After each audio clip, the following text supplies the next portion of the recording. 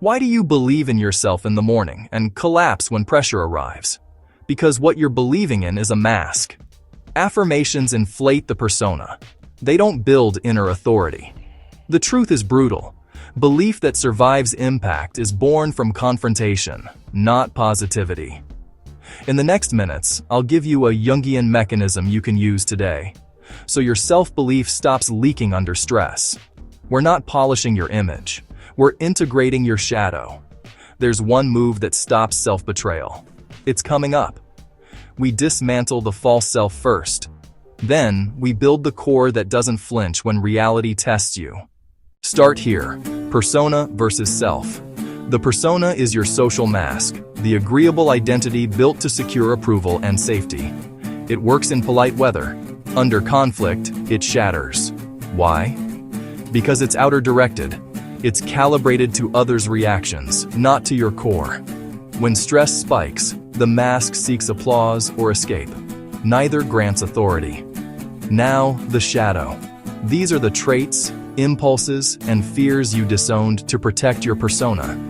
You call them, "not me," but they continue acting from the basement. Ignore them, and your psychic energy leaks into denial, compulsions, and chronic appeasement. Carl Jung said, "What you don't make conscious appears as fate." This is the hinge. Individuation, the process of becoming whole, requires integrating the rejected parts so they serve you rather than sabotage you. That integration is the engine of durable self-belief.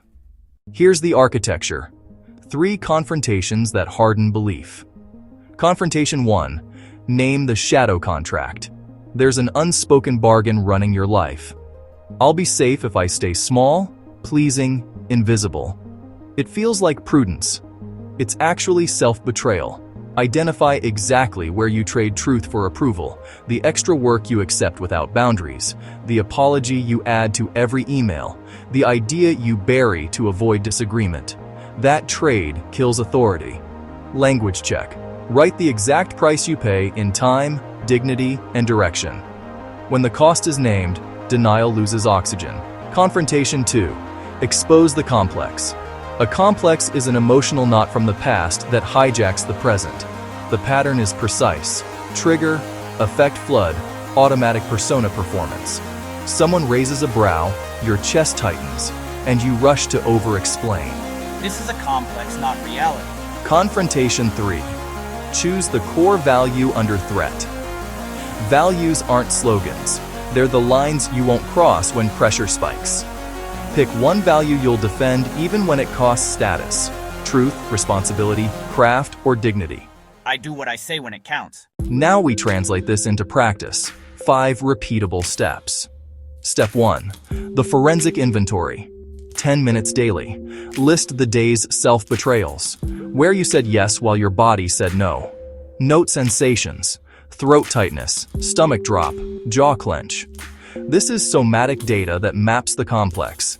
Extract the recurring sentence fear uses to control you. If I don't please, I'll be rejected. Or, if I speak, I'll be exposed. Write it verbatim. Patterns become solvable when they're specific. Step 2. The shadow statement. 3 lines only. When I perform persona, I avoid core fear, but I pay real cost. Example. When I over-explain, I avoid being seen as incompetent, but I pay with time and diminished credibility. Read it aloud. Hearing it converts fog into a contract you can break. The truth is brutal. You're not protecting yourself. You're paying a tax to stay small. Step 3. The micro-reversal within 24 hours. Choose one tiny reversal. Say no. Ask for time. Speak one unsaid truth. The point isn't heroics, it's deliberate contact with fear. Then journal the outcome. Often, catastrophe doesn't arrive. Your nervous system recalibrates. We survived. That shift is evidence, not hype. Step 4. The value alignment ritual, weekly. Select one decision that visibly costs you approval but protects your value. Before acting, declare the value in a sentence. I'm choosing craft over haste. Act. Then track the authority dividend.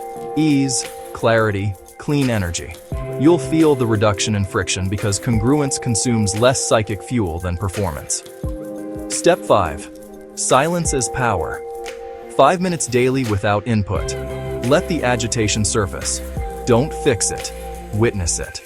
This is shadow proximity training. Over time, your baseline steadies. You learn the difference between noise and signal, between inherited panic and present reality. Belief becomes quiet certainty. Why does this work? Because self-belief is not a mood. It's your nervous system recognizing congruence. When action, value, and speech align, the system relaxes. Integration reduces psychic leakage. Energy returns to the core. Action proves identity. Identity stabilizes perception. Stable perception lowers fear, reactivity. The loop tightens in your favor. Common mistakes. Using affirmations to numb fear leads to rebound anxiety. The shadow returns louder. Hunting for confidence before action is an endless detour. Confidence follows aligned action. Confessing shadow without boundaries invites performative exposure. Protect new growth. Share after consolidation. Micro story. A client named the contract "Be small to be safe." They stopped adding apology sentences to emails. Decision quality sharpened. Panic faded within a week. Not magic, congruence. Quick win today. Write your shadow statement and do one micro reversal before sleep. Expect discomfort. Measure congruence, not comfort. You've met the shadow. Now we seal the practice with a 7-day protocol. Day 1, forensic inventory plus shadow statement. Day 2, micro reversal 1, set a small boundary. Day 3, 5 minutes of silence. Label 1 complex in real time. Day 4, choose one value, take a public micro action.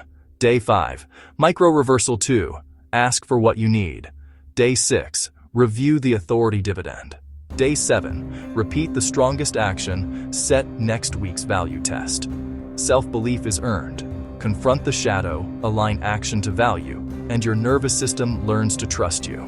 Subscribe, then start day 1 tonight.